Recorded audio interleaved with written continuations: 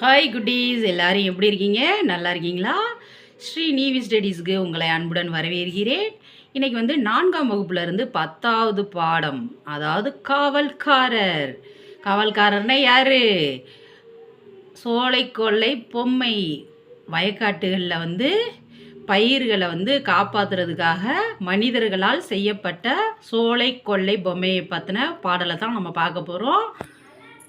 பார்க்கலாமா குட்டீஸ்? பாடலாமா? பாட ரெடியாக இருக்கீங்களா? பாடுவோமா? இங்கே பாருங்கள், சோலை கொள்ளை பொம்மை. இவர் தான் அவர், காவல் காக்கும் பொம்மை. பாருங்க, பாடலாமா குட்டீஸ்? பாடுவோமா? சட்டை மேலே கோட்டு மாட்டி, சரிகை போட்ட வேட்டி கட்டி, நட்ட நடுவே தோட்டந்தண்ணில் ராஜா போல நின்றிருந்தார். யாரு ராஜா போல நின்றிருந்தது? யாரு? சோழ கொல்ல பொம்மை. இரவும் பகலும் தூங்கிடாமல், இங்கும் அங்கும் நகர்ந்திடாமல் பெருமையோடு காவல் காப்பார் பெயரில்லாத காவல்காரர். யார் அவர்? சோலை கொள்ளை பொம்மை. காக்கை குருவி அங்கே வந்தால் காவல்காரர் நிற்க கண்டு, சீக்கிரத்தில் வந்த வழியே திரும்பி ஓடும் பயந்து கொண்டு. யார் நிற்கிறதுனால காக்கா பறந்து போகுது? சோலை கொள்ளை பொம்மை நிற்பதனால காக்காவும் குருவியும் பயந்து ஓடுது. காற்று பலமாய் அடித்ததாலே, கனத்த மழையும் பெய்ததாலே, நேர்த்தியான அவரின் உடைகள் நித்தம் கிழிந்து வந்ததையோ. காற்று பலமாக வீசியதால, சரியான மழையும் பெய்ததால அவரோட ட்ரெஸ்ஸு, அவருடைய உடைகள் வந்து கிழிய ஆரம்பித்து விட்டது. இதனை கண்ட காகம் ஒன்று, இந்த சமயம் இவர்க்கு நாமும் உதவி செய்தால் பயமில்லாமல் உழவலாமே என்று கருதி, சோழ கொல்ல பொம்மையோட ட்ரெஸ்ஸு, ஆடைகள் கிழிந்துருச்சு.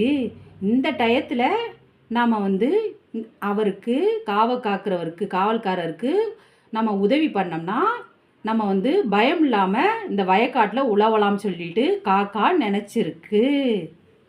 அருகில் உள்ள வீட்டிற்குள்ளே யாரும் இல்லா வேலை சென்று, கருப்பு கோட்டு வெள்ளை சட்டை கட்டி கொள்ள சரிகை வேட்டி. பக்கத்தில் இருந்த ஒரு வீட்டில் யாருமே இல்லாத நேரத்தில் அந்த காக்கா உள்ளே போயிருக்கு. உள்ளே போயிட்டு கருப்பு கோட்டு வெள்ளை சட்டை கட்டிக்கொள்ள, இடுப்பில் கட்டிக்கொள்ள சரிகை வேட்டி, இதை வந்து தூக்கிக்கிட்டு வந்திருக்கு காக்கா.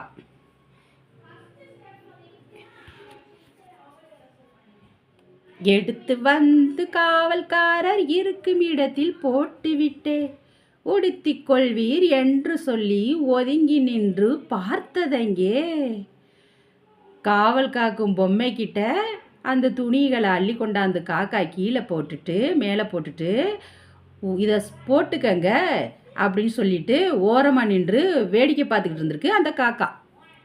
காவல்காரர் பழைய உடையை கலற்றி கீழே போடவில்லை. ஆவலோடு புதிய உடையை அணியவில்லை, அசையவில்லை. காவல்காரர் என்ன உசுரோடையா இருக்காரு? பழைய உடையை கலட்டி போட்டுட்டு புதுசாக மாட்டுறதுக்கு மாட்ட முடியாதுல்ல. அவர் பாடுகளில் எனக்கு என்னென்னு இருந்திருக்காரு. உடனே காக்கா அதை பார்த்துக்கிட்டே இருக்கு. உடனே காகம் அருகில் சென்றே உற்று நன்றாய் பார்த்த பின்னர், அடடே, இந்த காவல்காரர் யாரோ என்று நினைத்திருந்தேன். உடனே காக்கா என்ன பண்ணியிருக்கு? நம்ம புதிய ட்ரெஸ் கொடுத்துருக்கோம், ஆனால் அது இவர் வந்து எடுத்து மாட்டலை அப்படின்னு சொல்லிட்டு பக்கத்தில் வந்து பார்த்துருக்கு. பக்கத்தில் குறுன்னு பார்த்துருக்கு. இவரை மனுஷன் நினச்சோமே, இவர் யார் அப்படின்னு சொல்லிட்டு பக்கத்தில் குறுன்னு பார்த்துருந்துருக்கு. வைக்கோல் மேலே துணியை சுற்றி வைத்திருக்கும் பொம்மை என்றே இக்கணத்தே நண்பர் அறிய எடுத்து சொல்வேன் என்று கூறி. அட, வைக்க மேலே துணியை சுற்றி வச்சிருக்க பொம்மையா இவர்?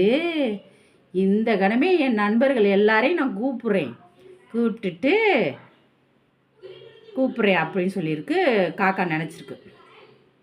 காவல் காக்கும் பொம்மை தலையில் காலை வைத்து நின்று கொண்டு கூவி அழைத்து பறவையாவும் கூட செய்து விட்டதங்கே.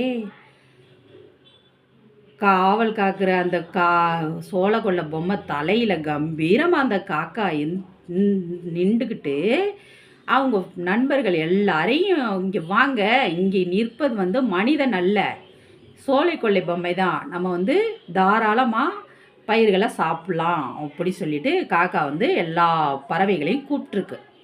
பார்த்தீங்களா? அவ்வளோதான் குட்டீஸ் இந்த பாடலை யார் எழுதுனா அப்படின்னு பார்த்தீங்கன்னா அழ வள்ளியப்பா அப்படிங்கிறவர் தான் எழுதியிருக்காரு. பொருள் அறிவோம் பக்கத்தில் பார்த்தோம்னா, தோட்டத்தின் நடுவில் நின்றிருந்த சோளக்கொல்லை பொம்மையை காவல் காக்கும் உயிருள்ள மனிதர் என்று காகம் நினைத்திருக்கிறது. அதாவது தோட்டத்தில் நின்றிருந்த அந்த சோளக்கொல்லை பொம்மையை காவல் காக்கிற ஒரு உயிருள்ள மனிதர் தான் அப்படின்னு சொல்லிட்டு காகம் நினச்சிருக்கு. கனத்த மழையால் ஆடைகள் கிழிந்து நிற்கும் அந்த பொம்மையிடம், அதாவது மழை ஜாஸ்தியாக பெஞ்சதுனால என்ன ஆயிடுச்சுன்னா அந்த சோளக்கொல்லை பொம்மையில் உடுத்திருந்த உடைகள் ஆடைகள் கிழிஞ்சி கீழே தொங்கிருச்சு. உடனே காக்கா என்ன பண்ணியிருக்கு, அந்த பொம்மையிடம் புதிய ஆடைகளை அணிந்து கொள்ள வேண்டுகிறது. காக்கா என்ன பண்ணுது, ஒரு வீட்டில் இருந்துட்டு போயிட்டு ஒரு துணிமணிகளை அள்ளி கொண்டாந்து அந்த பொம்மைகிட்ட கொடுக்குது. இதை அணிந்து கொள்ளுங்கள் அப்படி சொல்லுது. உடனே ஆனால் அது அணிந்து கொள்ளாததால் உயிரற்ற பொருள் என்பதை உணர்ந்து கொள்கிறது. அதனால் அச்சமின்றி மற்ற பறவைகளையும் கூவி அழைக்கிறது. அப்போ நம்ம எடுத்துக்கொண்டாந்து போட்ட ஆடைகளை இந்த இந்த மனிதர் உடுத்தி கொள்ளவில்லை. அப்போ என்னன்னு தெரியலையே அப்படின்னு சொல்லிட்டு பக்கத்தில் அந்த பொம்மைக்கிட்ட புற்று நோய்க்கு பார்த்துருக்கு. அப்போ தான் பார்த்துருக்கு, ஆஹா, வைக்கோல்ல மனுஷன் மாதிரி செஞ்சு வச்சுருக்காங்க, இது உயிரற்ற ஒரு பொருள் தான் அப்படின்னு சொல்லிட்டு உடனே என்ன பண்ணியிருக்கு, அதுக்கு சந்தோஷம் தாங்க முடியல. உடனே சோளக்கொல்லை பொம்மை தலையில் ஏறி உட்காந்துக்கிட்டு மற்ற பறவைகளையும் வாங்க, இது பொம்மை தான் அப்படின்னு சொல்லிட்டு கூப்பிட்ருக்கு. அடுத்து பார்த்தீங்கன்னா நூல் குறிப்பு அப்படின்னு பார்த்தீங்கன்னா, மலரும் உள்ளம் என்னும் நூலில் 2ஆம் தொகுதியில் இப்பாடல் அமைந்துள்ளது. இப்பாடலை பாடியவர் பார்த்தீங்கன்னா அழ வள்ளியப்பா. இவர் குழந்தைகளுக்கான கதைகளையும் பாடல்களையும் மிகுதியாக பாடியுள்ளதால் குழந்தை கவிஞர் என்று அழைக்கப்படுகிறார். அழ வள்ளியப்பா எப்படி அழைக்கப்படுகிறார் அப்படின்னு பார்த்தீங்கன்னா குழந்தை கவிஞரா. அவ்வளோதான் குட்டீஸ். இந்த வீடியோவில் காவல்காரரை பற்றின பாடலை நம்ம பார்த்தோம். அடுத்த வீடியோவில் காவல்காரர் பற்றின கேள்வி பதில்களை பார்க்கலாம் குட்டீஸ். இந்த வீடியோ உங்களுக்கு பிடிச்சிருந்தா லைக் பண்ணுங்கள், ஷேர் பண்ணுங்கள், சப்ஸ்கிரைப் பண்ணுங்கள். பாய் குட்டீஸ்.